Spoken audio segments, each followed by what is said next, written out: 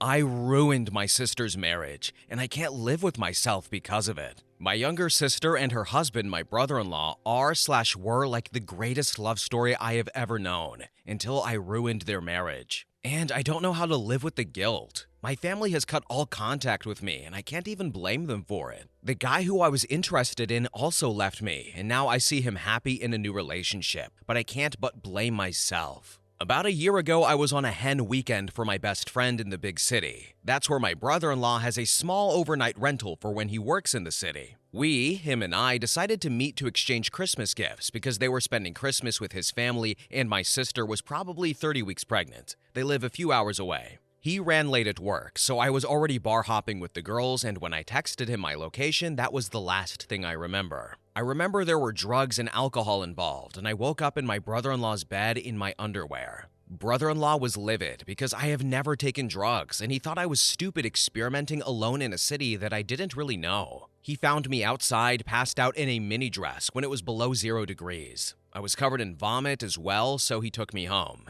He didn't want me to sleep in my dirty clothes, and he tucked lots of pillows behind me so I didn't sleep on my back and maybe choke on my vomit. Brother-in-law lost one of his best friends growing up this way. He spent the night sitting in a chair next to the bed, scared that I would fall on my back and die. He was really livid the next day and called me all sorts of immature, careless, stupid, ignorant. I could have been hurt, OD'd, assaulted. I agreed with everything he said because I was reckless and I was so ashamed of it. He told me to never speak of this to anybody, especially my sister, who is the jealous type. I agreed against my better judgment, but he was so kind to me and probably saved me that night, so I agreed. Besides him and me, one of the other girls I traveled with figured it out when I disappeared from the club without my jacket and bag. She had them. And then later, brother-in-law asked her to drop by with fresh clothes and a coat. She must have been the one who spread what happened. A few months later, my sister got the version that I spent the night with brother-in-law and that I needed a change of clothes. Us not telling her everything immediately when it happened only made it worse. And now they are separated, processing the divorce. My sister is broken, and my baby niece is going to grow up in a broken home where her parents fight over custody. My mother and the rest of the family have all cut contact with me. I wish that brother-in-law never found me passed out behind that club that night. I should have died from ODing, choking, or hypothermia. I'm just so very sorry. Then, in the comments section, one user said, "OP, have you told your sister all of this? What you did was very stupid, but she should be thankful that her husband has probably saved her sister's life." Yeah, we told her everything, but it was unfortunately too late. She didn't believe us. Then user 2 commented and said, "Your sister is going to believe one of your drunk party friends over her own husband and sister, and throw away her entire marriage on this person who never saw anything actually happen? Either your sister has serious issues, or there were other reasons she had to doubt her husband. Or this is just another Reddit creative writing project."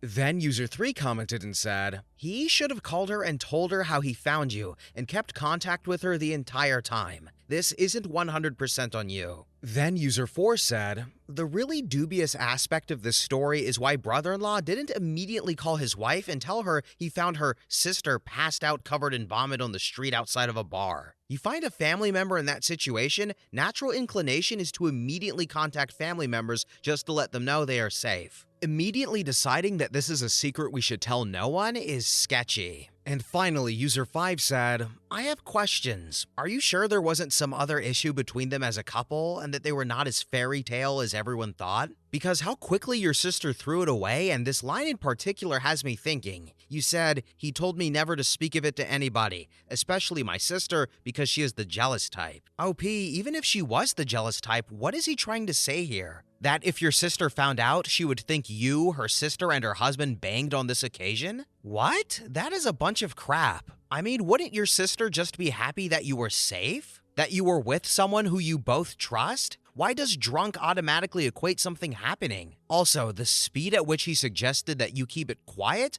I think he has been in the doghouse before." If there was issues between them, nobody knew. Update. I'm sorry that I deleted my account yesterday. I just felt overwhelmed by the couple people who contacted me to say it was fake. I really freaked out and was very hurt. I don't know why my lack of ability to write makes my conundrum less serious. I don't get the "this is not the whole story" part either that some people are saying. I spent 4 hours trying to make the text as short as possible. I thought I did a great job. I don't want to convince you to believe me, because it doesn't matter either way, but I have to say that I have never seen a post be so attacked. Why so heartless? I will answer a few of the questions people asked me, then I have a small update, because I have been in contact with brother-in-law several times today, and I ended up sending him the post as well.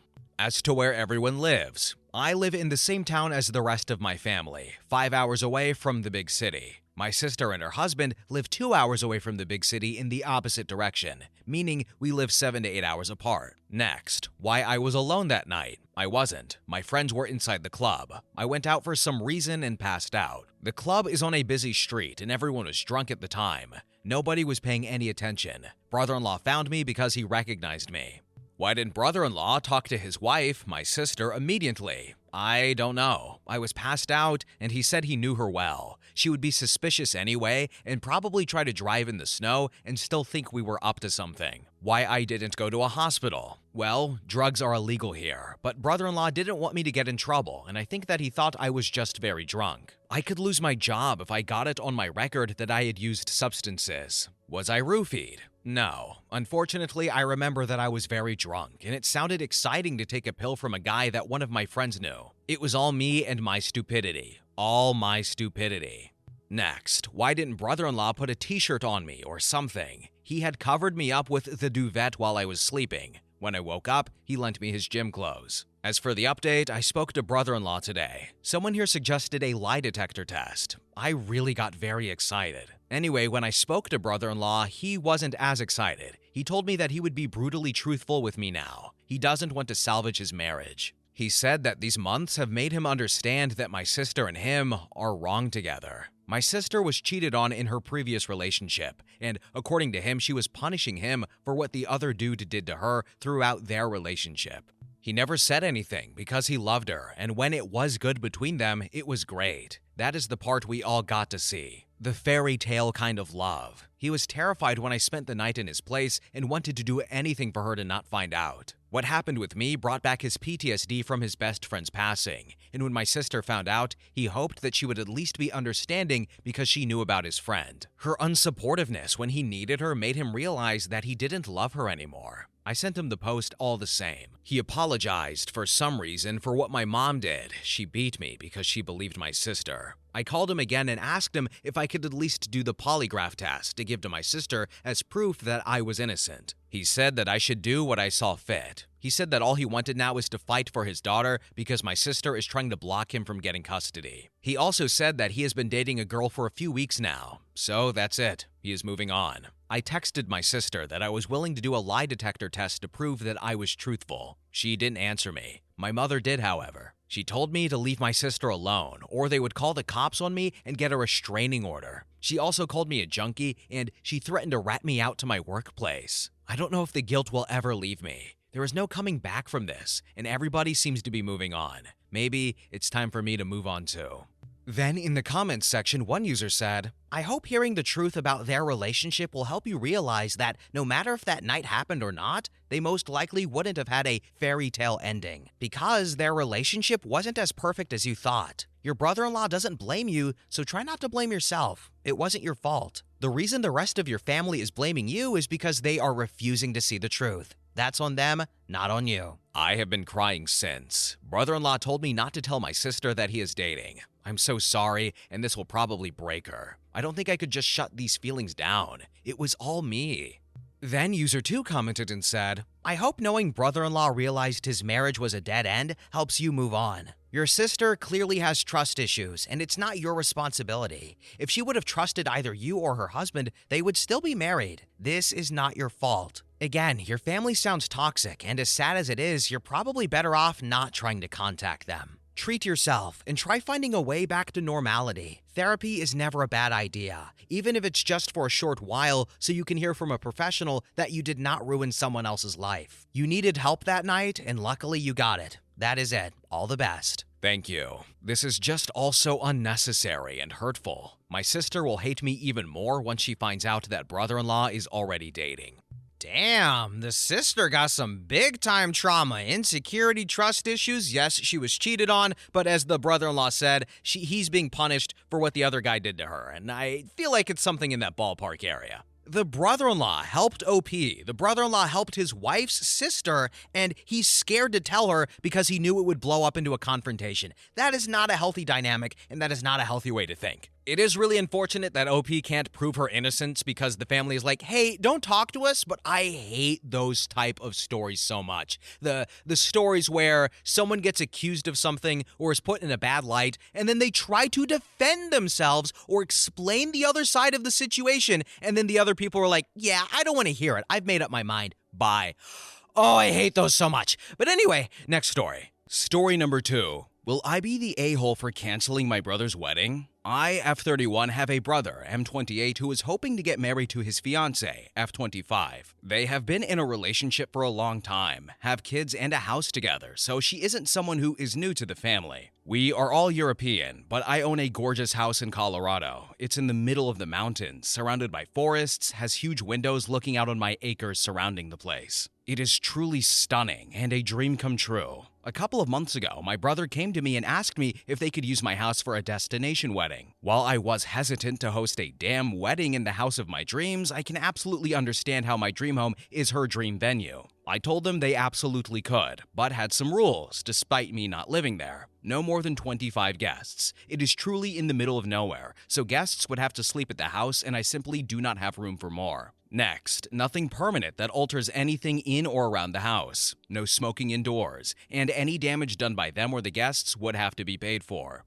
Since I am quite protective of the house, I offered to decorate and find a caterer, and that would be my gift to them. So, I'm providing them with a venue, food, and decorations. I am currently almost 10K into my gift because it's my brother's wedding, and it's what I wanted to do. But now, crap has hit the fan. His fiancée decided she needed at least 45 guests. While I was willing to be flexible by 1 or 2, but 20? No. I asked her if she wanted to stack them, and she got salty. On top of that, she wants me to pay to fly her family in because I fronted the money to my other brother. He is paying me back because he couldn't afford a ticket. I told her no, and again, I got sassed. On top of that, she wants me to build a pergola, which I actually considered, paint my living room, cover up the beautiful woods, so F no, and also pay for the drinks. I said no, I've done enough. She has now taken it upon herself to tell people I'm coming back on my promises, that I left her hanging, that she can't afford the super expensive wedding I made her plan, and even went as far as to uninvite my grandparents.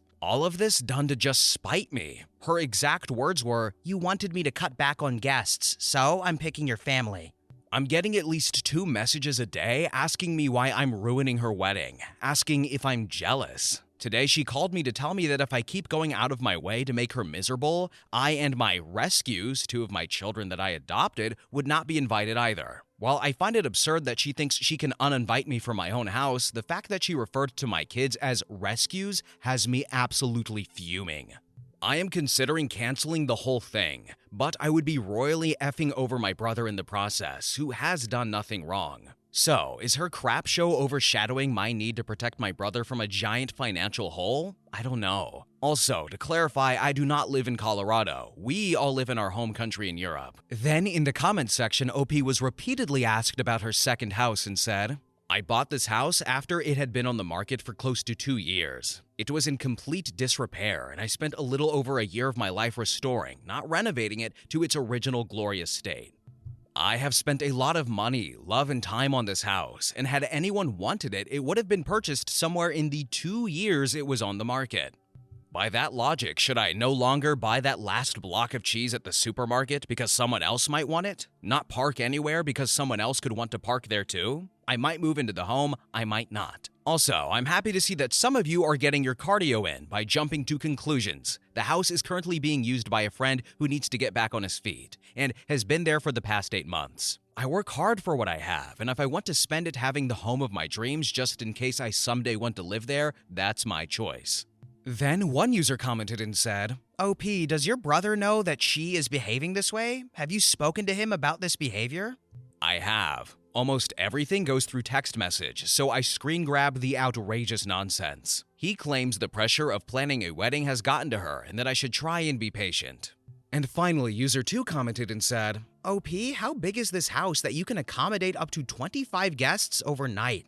It is decently big. The sleeping arrangements would not be luxurious though. Think a combination of sleeping on couches, blow-up mattresses, and sharing beds. Not ideal, but it would have worked out for 1 or 2 nights. Update number 1. Hey everybody, as an update was requested a decent amount of times, here I am letting you guys know how it all went. First, I do want to address one thing. To those claiming I am an a-hole because I am contributing to the housing crisis by owning a house I don't live in, I am not. The house is so deep in the mountains I need to drive 50 minutes to go do groceries. The internet is so crappy I'm waiting for even Starlink to start covering the area, and when it snows, you sure as hell are not going anywhere. This is not a house built for living in full-time. On top of that, it was on the market for close to 2 years and in complete disrepair. I did not steal some family's home. No one wanted it. The fact that it is a dream home is because I spent a year of my life restoring the whole thing myself. Now, onto the update. I heard they were visiting my parents, and I drove down as well, mostly because I wanted people present to witness the conversation. I told her and my brother that since my home did not suit her needs and it was stressing her out to the point that she was calling my children names, I no longer felt like I was giving them the appropriate gift by supplying a venue, caterer, and decorations. I said that I felt like in my efforts to protect my home, I was limiting their options too much, standing in the way of their dream wedding,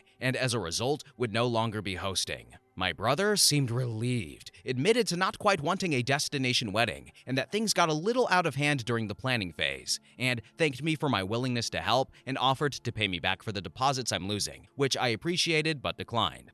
His significant other, however, accused me of being petty and jealous because I'm single and no one wants me, and going out of my way to cause her stress and ruin her day. She then pointed at my 2 children and said, "You're doing more for strangers than you are for your own family." The kids are luckily young enough so they didn't catch on to this, but my older 2 did and were absolutely shocked. So were my parents. I told her she had all of 3 seconds to get out of my line of sight before I would be bringing hellfire down onto her, while instructing my children to leave the room. My father stepped in and said it would indeed be better for her to leave and told my brother that he was sorry, but that this is unacceptable. My brother agreed, took his family home, and has since called me to apologize and to say that the wedding planning has been put on hold until she comes to her senses. So, thanks for the input and help, all of you. I'm happy it didn't end all too dramatically.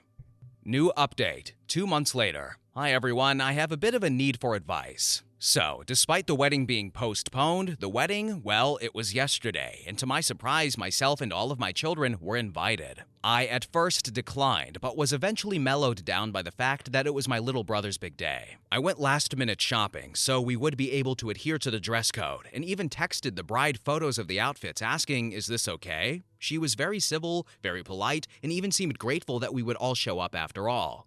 The wedding starts, my brother, his wife, and their children all look extremely happy and beautiful. It was a beautiful wedding, and I began to think that all the dust had settled. Until this morning, I woke up to a text message from Amy explaining that she and my brother were both very disappointed that I didn't gift them the amount in cash that I would have spent on decor and food had the wedding been in my house. I am yet to respond. Frankly, I'm hurt because I thought they were reaching out to repair our relationship. Instead, they just wanted me to gift roughly 10 times of what I gifted them, despite me already losing out because of the deposits. So I am considering no contact and completely walking away. I would miss my nibblings immensely, and I dread the idea of dividing my family like that, as our parents and extended family would be forced to navigate around the whole issue. But at this point, I am just so hurt and angry. So, to those of you whose relationships survived the whole Bridezilla saga, what did you do? How did you do it? Was it worth it? Update. A day later. As many of you suggested, I contacted my brother, and in the middle of small talk asked him if he was pleased with my gift. He expressed being surprised with the fact that they still got one, given the fact that I had already lost money on the deposits. Oh, when I tell you my blood boiled. Now, I have never in my life done something petty, recovering people pleaser here, but in that moment I decided to return the favor, and family dynamics be damned. First of all, I told my brother. He apologized and told me to ignore it. I told him I would not be doing that, and he said, "Well, I can't stop you," and he said he'd never take away my spot in my nibbling's life.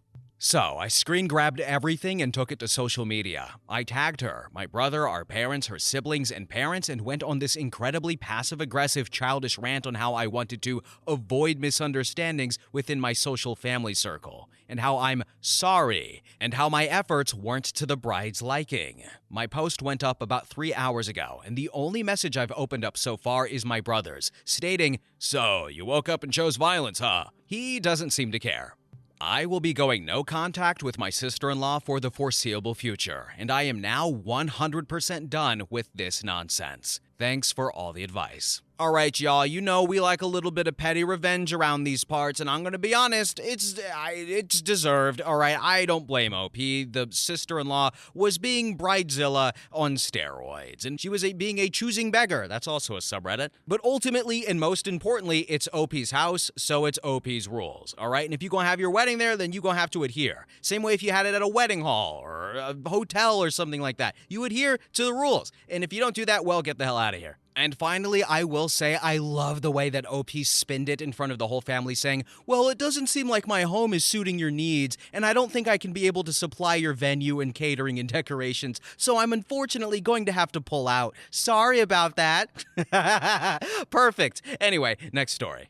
Story number 3. My 35M girlfriend, 24F, wants me to act like a horse when we have sex, and I am not into it. So, a tiny bit of backstory. My girlfriend of 6 months loves horses, has all her life. An additional, seemingly relevant point is, during sex, she sometimes says stuff like, "F me with that horse, you know what." I've never thought much of it. I thought it was just a way of her saying it's big. But she started to take it further, and it's turned into a bit of a fetish that I'm not entirely comfortable with. A few days ago, she told me she wanted to roleplay, and I at first was pretty on board, but then she said as horses. I laughed, thinking it was a joke, and she took it the wrong way and said she was tired and then went to sleep. I said F it, and trying to make her feel better, I said I'd do it the following day. Honestly, it was okay, but very, very weird. She got so into it and said it was the best she ever had, and next time wanted to buy costumes, and maybe do it on some hay. I told her no, and I don't want to do it again, and she's back to being mad at me. Am I being the a-hole here? I don't know what to do. Sorry if I'm in the wrong subreddit, but I just wanted a second opinion. Update. Hi guys, thank you all for the responses. Even if 90% of them were puns, I can appreciate the funny side of this, so it's all good. I saw my girlfriend last night at her place and we talked about things. She apologized for being distant, and I apologized if I kink-shamed her, as some said I did. She said she's unsure where her attraction comes from, but she did say that she had her first sexual experience on a horse. The thing is, I'm getting older and need to reproduce. In every other way, she is perfect and would make a great mother to my children. We've only been together 6 months, but I haven't felt this way since I first met my ex-wife. Maybe I'm crazy, but I've ordered a horse mask and a dragon toy off Amazon to surprise her. She keeps saying how glad she is that she doesn't have to keep it a secret anymore. In a way, I'm glad too, and honestly, I'm surprised I didn't realize it sooner. Now I get why she calls me her stallion. Yeah, it's a weird situation, but who knows? Maybe I'll grow into liking it. I know people were making fun of the age gap, and what can I say? Grandpa wants to get his wiener wet. In seriousness, I'm getting too old to be picky, so I think we're gonna make it work. So, I was prepared to laugh at this story, and I did laugh, but I was also prepared to judge a little, and you know what? I'm not gonna kink shame. Is it a little weird? Sure. Would I do it? I don't know. Am I into weird stuff? Well, that's not for you to find out, fellow viewer, but it seems like everything's working out fine, and OP even went out of his way to buy a mask and a dragon toy off Amazon, and he didn't use the word toy, so I think you know what item he purchased. But anyway, it all worked out. Anyway, next story. Story number 4. Am I the a-hole for not wanting to put my future on hold to watch my sister's kids? I am an 18-year-old female with an older sister, Sarah, 29, who has 2 children, ages 8 and 4. Most of my childhood was spent taking care of her kids while she went out partying. Now that I'm starting a practical nursing course to boost my university resume, Sarah is asking me to put my future on pause and watch her kids so she can enjoy herself before I leave for university. Our mom warned me when I was young not to babysit for Sarah's kids because of her attitude. She also said this might be Sarah being jealous because she used to study nursing but dropped out due to bad company and not passing her final exam. Everything came to a head yesterday when applications for the course opened, and I was talking to our mom about it. Sarah overheard that I applied and got mad, shouting about how selfish I am and how this is the only thing she's ever asked me to do. I told her to stop being childish and that it isn't my fault she had children, and I am not their mother. The kids have called me mom for about 2 years, even when corrected. Apparently, I shouldn't have said that, as she started yelling at our mom, saying I'm her favorite because if I wasn't, she would tell me to put my future aside and help her with her children. Our mom told her point blank that she would not tell any of us to put our future on hold. She said she gave us all the same opportunity, and it's not anyone's fault that Sarah didn't use hers wisely. Now she has children, and I am going to take my life more seriously. She needs to take responsibility for her children because no one told her to have them, and she can't look after them. Sarah started crying and left. Then our mom stared at me, saying she warned me from the very beginning, and I didn't listen. She said I need to stop being a pushover because I lost all of my childhood when I was supposed to be outside playing with friends, going out, and just being a kid. I was babysitting like I gave birth. Our mom said it's my fault Sarah became so entitled because when she made plans for me to go out, I would cancel to watch the children. And she's not wrong. I would always feel sorry for Sarah because she knew how to manipulate me, just because I don't like to see people suffer or be sad. I'm sorry for the long post. I just want to know if I'm the a-hole for not putting my future on hold. Now here are some relevant comments. User 1 said, "Not the a-hole. Where is the father of these children? Does your sister still live with you and your mother? And your sister needs to stop having kids she can't take care of. And no, she isn't taking care of them. You are."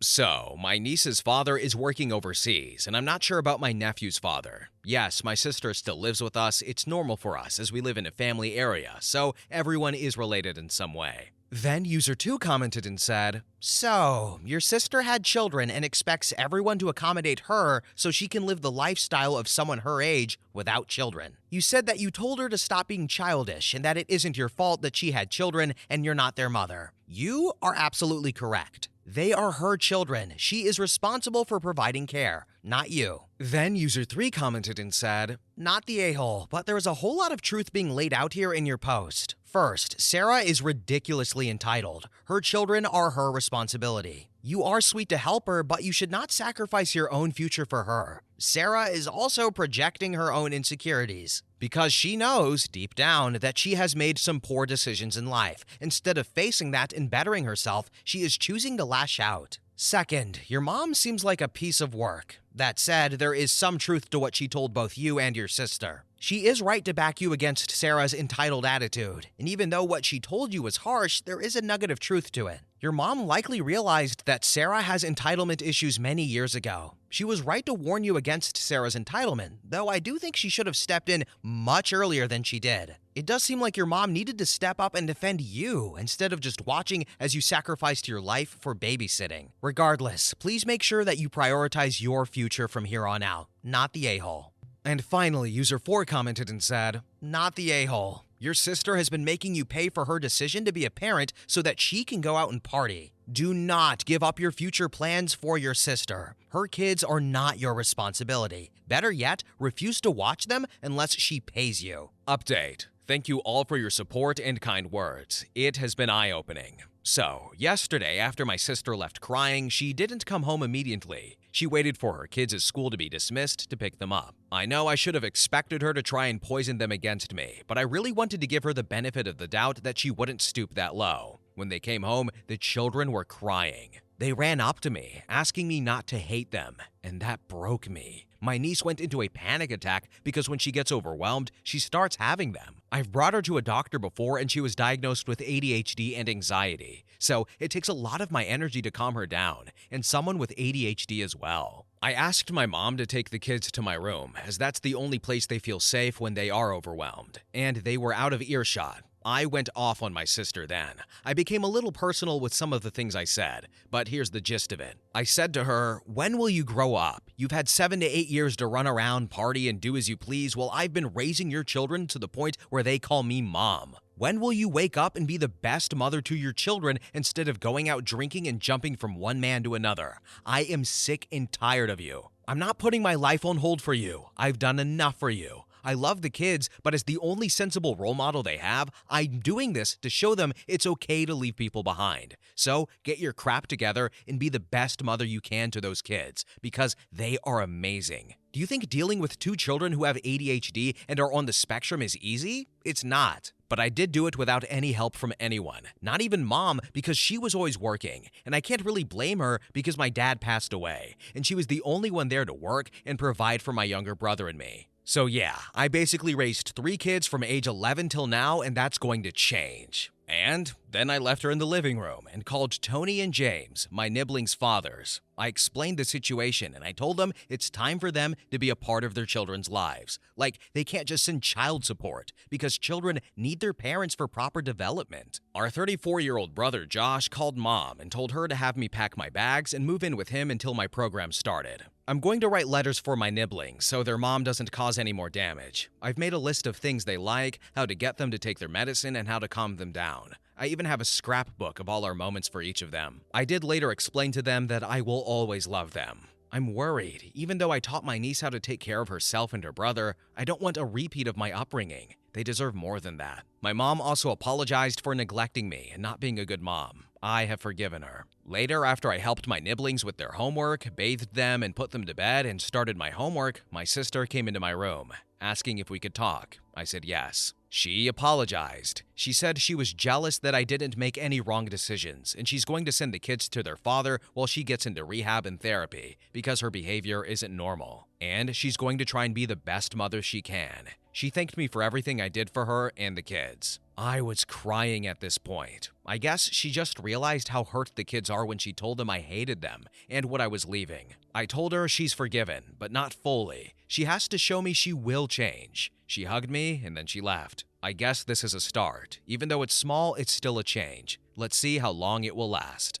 I'm trying to get into therapy now, but I'm on a waiting list. The earliest appointment available is in 9 months, which is a start, I suppose. Once again, thank you all for the support. Now, here are some more relevant comments. User 1 said, OP, your mom is the real villain in all of this. She let one of her daughters badly exploit the other and then blamed you for having been exploited as an 11-year-old. Distance yourself from your psychopath family and do what's right for you. And finally, User 2 commented and said, I am really glad that your sister owned up to her part of her actions. I hope that she is able to make real change and that isn't just her trying to avoid consequences. Same goes for your mother. As comments on your initial post said, she did not do right by you. And one apology is not going to fix that. It may be that when you start therapy, the resentment anyone would feel being treated as your mother treated you will come to the surface. Hopefully you can process through it, but you may require some distance from your mother and sister. Even when you go forward with your own future, I'm sure you're going to be an amazing role model for those kids. And they will know that you are there for them and can hear them and see who they really are, since it seems that their mother is unwilling to do so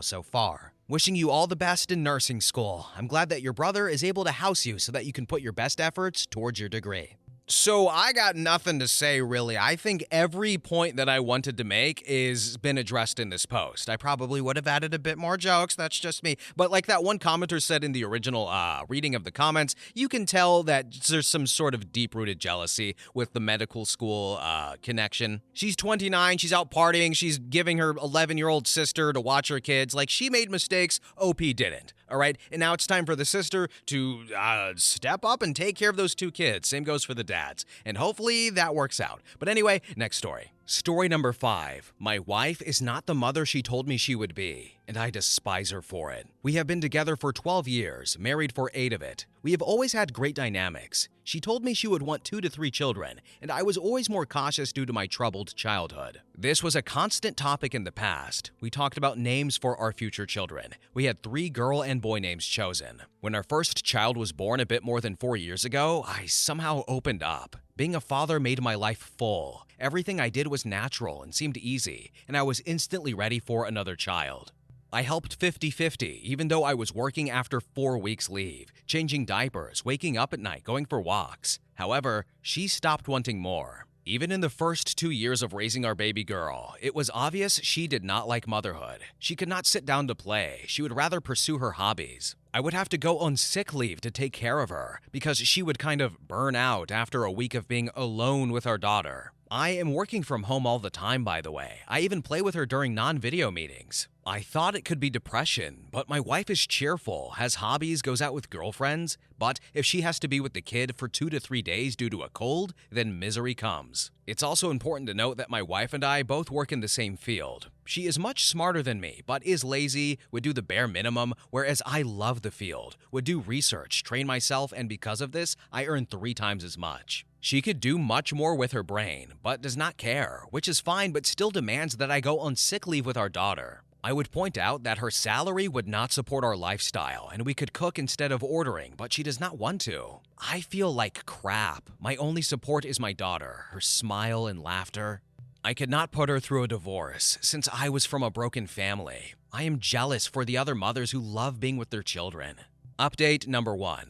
She wasn't always like this. Even she says sometimes that she can't play with our daughter because it's hard. I think she can't find her way of playing with a small child. She also works from home, but when I am on sick leave, she is untouchable. I feel like she is escaping from interacting with her daughter when she has a chance of sinking into work. I have to look into myself. I love her. We have dates, we have intimacy, not as much as before our child was born, but we even have a lot of help from grandparents. She tries constantly to toss the kid to her parents on every possible weekend. The grandparents like the kids, so it's fine, but sometimes I have to persuade my wife both to ask her parents so I can bring our daughters to the zoo or do something over the weekend. I never pressured the second child. I only said I am ready when someone asked personally, but I always tried to put on my game face and say, "We are not sure," when others asked. I will look into PPD, but it seems like she can handle our child in small doses, and she is happy those times. For example, after kindergarten, she can play with her a bit, but she never proposes programs with her. Now here are some relevant comments. User 1 said, "Unfortunately, some women don't know what kind of mothers they're going to be until they have children. She may have meant what she said about kids when she said it, and then simply found the reality much more difficult. Or if she had a difficult pregnancy or birth, she may be carrying some resentment of her own. Have you two discussed counseling at all? Because it seems like you're on different pages about a few things. Your daughters just brought the issues to the forefront."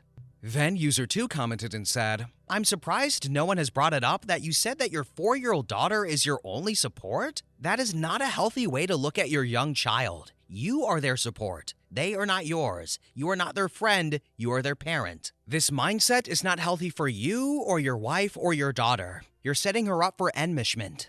And finally, user 3 commented and said, "I understand you, but for a woman, it's not, oh, I'll just get pregnant and give birth, and then they're okay like they were before. Pregnancy and hormone changes affect women for years after pregnancy. And just because she is doing hobbies and meeting friends doesn't mean she's not struggling internally. And yeah, okay, it comes naturally to you, but you were not the one who was pregnant, giving birth and going through postpartum. Almost every single woman is traumatized by their birth, and postpartum is not just for a few months, but years. A lot of mothers experience not feeling okay or like themselves for years until they feel some sense of self again. Talk to her, and damn, don't call your own wife and mother of your child lazy. Just because someone could do something doesn't mean they have to. Also, unfortunately, some people just don't like small children and toddlers. Ask her if she needs something. Go to her and ask her for an honest conversation without judgment. I repeat, no judgment. Stop pressuring her about a second child. She doesn't want one. Talk to her about therapy. And also, I don't know your relationship, but it doesn't sound like you both do a lot of stuff together. Yes, you love your daughter and spend a lot of time with her, but do you still love and take care of your own wife? Go out with her. Get someone to watch your kids. Surprise her. You guys need to work on your relationship. You sound bitter, and I bet she notices that too." Update. Hello again. I brought an update to my previous post. Not the update that makes me happy, but at least I started moving forward. First of all, I received many messages, and not all was answered. Thanks for the support, dear internet people. On Friday night, I brought our daughter to grandma's. We have quite some help from our parents. Then I asked to have a chat with my wife. I told her how I felt, what I see, and I asked how I can help her. I offered that she should take some time off, a couple of days alone or with a friend of hers, and she said it's a good idea. On Saturday afternoon, while I went to Grand's for our child, she seemingly packed 2 big duffel bags worth of clothes and went away.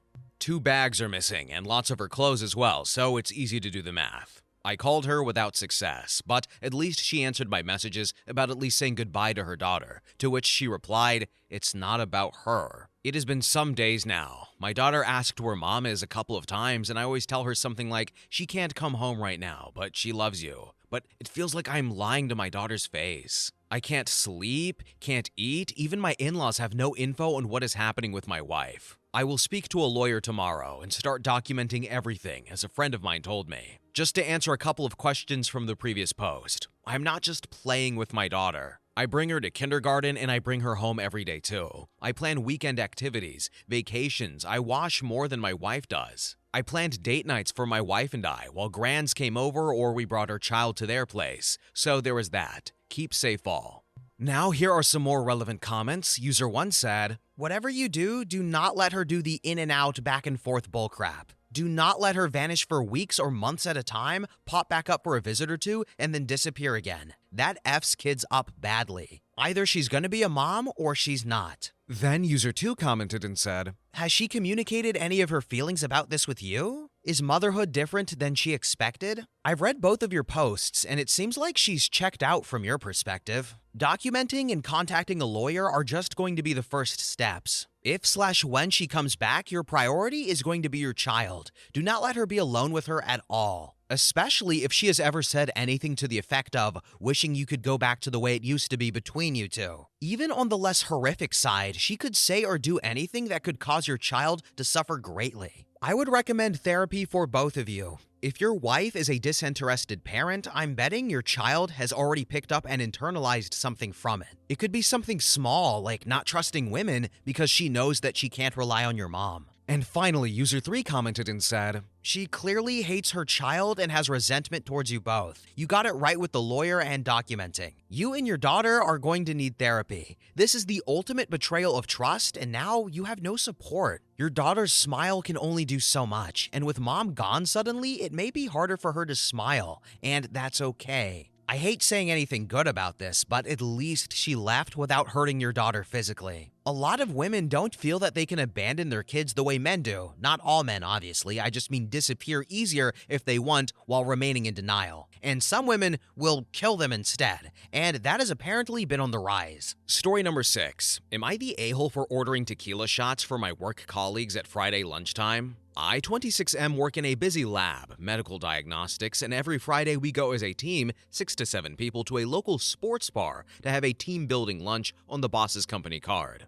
Yesterday, our boss was swamped with deadlines, but said the rest of us could go anyway, as long as we paid for any alcoholic drinks ourselves. Usually, the boss, plus 1 to 2 other people, will order a small beer with their lunch, so I have consumed alcohol on the clock before in this job. I was even thinking that without the boss there, I might order a big beer this time. When we arrived though, me and my work bro, 25M, were drawn to a new offer that the bar had on tequila shots, 5 for $10. In our defense, we had just had a very stressful morning, so we proposed to the team that we buy a single round of shots to commemorate it. A couple of our colleagues were a little reluctant, but after a little convincing, we were soon toasting to a morning of hard work. That is when my work bro proposed that we ordered a second round of shots. I have a pretty high tolerance to alcohol, so it was no problem with me. I knew for a fact we have a couple of lightweight colleagues. For example, a diminutive Asian lady who rarely drinks, 23F, but we still managed to convince the rest of the table to drink with us a second time. After that, the 2 females with us tapped out, but the 3 remaining guys, myself included, decided to split 10 further tequila shots. In our defense, as far as team building goes, the outing was a roaring success. I think I learned more about my colleagues in those 1.5 hours than I have in the last 2 years. Unfortunately, when we got back to the office, our boss could smell the tequila on my breath. My work bro, very stupidly, decided to be honest and told him that some of us had 5+ shots of alcohol at lunchtime. My boss's face turned bright effing red, and he told all of us to go home immediately and that it wasn't safe for us to be working in a lab while inebriated. I calmly explained to him that I in fact still feel very sober. I have a very high tolerance, remember?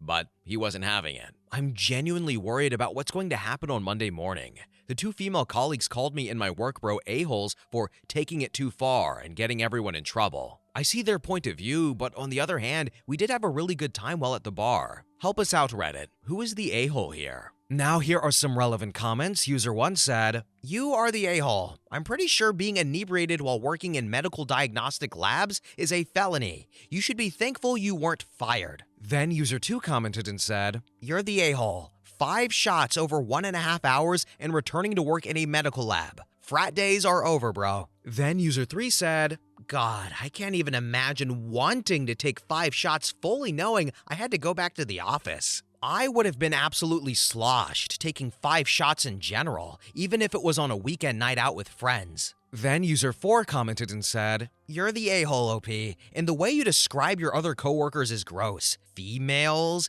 diminutive Asian, and work bro, you need to grow up." And finally, user 5 commented and said, "You are the a-hole. Expect to be fired on Monday." Update, 2 days later. Well, I'm sure a lot of you will be happy to know that me and my out-of-work bro got fired this morning. HR asked us exactly why we thought we could drink 6 tequila shots and then go back to the lab. All we could think of was that in college we used to work hard and play hard, and it didn't affect any of our grades. They didn't like that excuse. Anyway, we were offered a plea bargain. HR accepted our resignations and promised a passing but not glowing reference for future employers, on the condition we don't mention what happened to anyone ever again. I want to thank all of those that commented on the original thread. I now accept that me and my work bro made a grievous error of judgment. We are not alcoholics, as some people suggested, but we're not in college anymore either. Personally, I will be laying off the hard liquor for a while now to focus on rebuilding my career in medical diagnostics. And if in the future someone offers me a shot while I'm on the clock, I will say no thank you. Oh, OP, you silly drunk male. OP, you silly drinking, what's the opposite of diminutive? You silly drinking enormous male, how dare you? You freaking idiot, you went to a science lab drunk. But jokes aside, he learned his lesson, so there's that at least, I'll give him that. Sometimes, reality needs to hit you a little harder in the face than others, and that seems to be the case here at the cost of losing your job. I have a friend just like OP in this story, it's kind of jarring. My friend isn't a scientist though, and he's not smart either, but he drinks a lot. And anyway, next story. Story number 7. Am I the a-hole for telling my husband that our marriage is over because he asked for a paternity test? Throwaway account, but need some clarity as I am massively upset. I, 52F, have been married to my husband for 24 years, together for 30 years. It hasn't always been roses, but we had a lot of fun. Yesterday, we were having a Friday evening drink to relax, and our son, 17, asked for help with his gaming PC. I'm good with tech, so I tried to give advice. My husband got pissy and stormed off, saying that his relax time was ruined. I thought he was being childish and pretty much ignored him. This evening, he told me that in a previous relationship, his partner had a miscarriage, and in the investigation, they found he was infertile, so she had been cheating. This is news to me. Yeah, we had been together 12 years before I conceived. I have never cheated on him. I always thought that the problem had been mine. He says that our son is not his, and he wants a DNA test. Well, I agreed, because I never cheated on him. I said our marriage was over because of this, and he said he knew I would react this way, and that I am a lying a-hole. My heart is broken, Reddit, and I need to know, am I the a-hole? Edit. Thank you so much for answering, for your support and advice. I have read them, and I will try to respond to as many as I can. But as a quick note, his ex is a lovely woman, and we are friends on Facebook.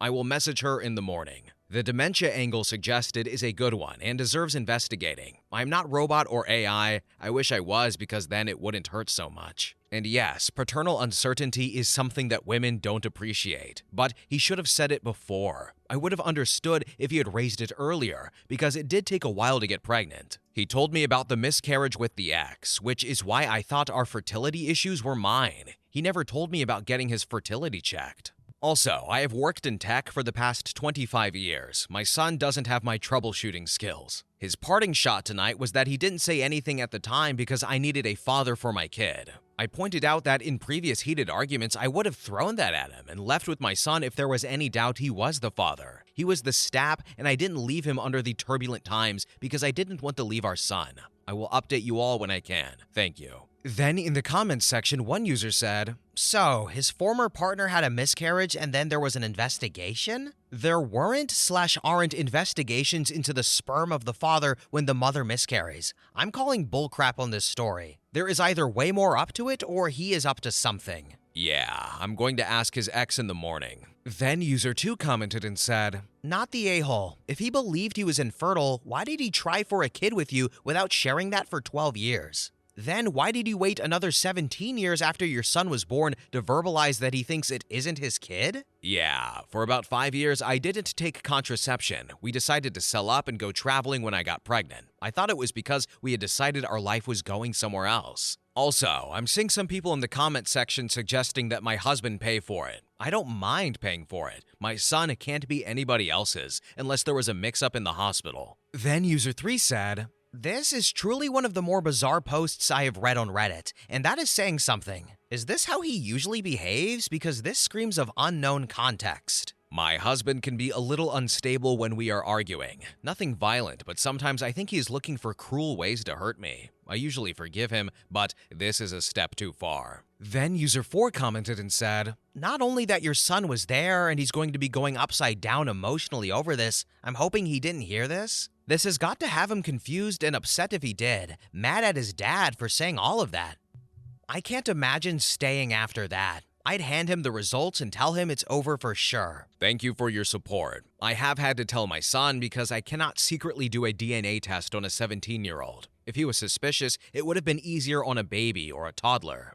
Then user 5 said, "I think it's something else and he is looking for an out. This way, it's your fault for his super logical ask for a paternity test when the child is 17. I suggest you use those tech skills and look into his activities. Maybe hire a PI. Sounds like a divorce is probably coming and you need to gather evidence for the proceedings."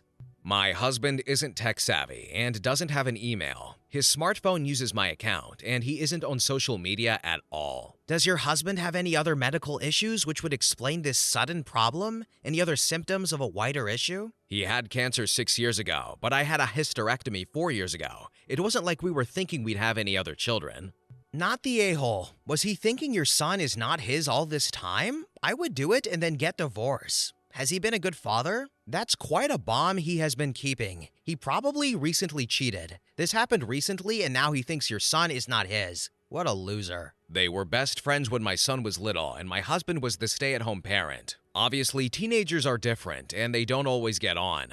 I did think my husband would have been a better father sometimes. He could be judgy and cruel. This has to be fake because he would have told you he couldn't have kids before you got married. I would have thought so too. I mean, in my early 20s, I wasn't super sure I wanted kids, but the old clock started ticking as I got older. Update. So this will probably need other updates. The next day, I messaged his ex and told her what happened. She said absolutely none of what he said was true. She lives 5K miles away and has nothing to gain from lying to me. She echoed what some have mentioned and that maybe he was having some kind of mental health crisis. We don't live in the first world, and there is only one clinic that does paternity tests, so I told him about it. The boy knows and is happy enough to get a test with his dad, but to my knowledge, he hasn't done this at all. I'm tempted to buy one off of Amazon and get it shipped anyway, to be honest. But I can't do the test for him. He has to do that. So, with some quiet distance, I decided to see what would happen. I did promise, in sickness and in health, so if it is a mental health crisis, I should be there. Also, he won't go see a doctor, so that is kind of tough. Last night, he blew up again over something trivial while making dinner and was shouting, shut up," at me. I calmly pointed out that I don't talk to him like that, so off he stomped and locked himself in the guest room and is not talking to me this morning.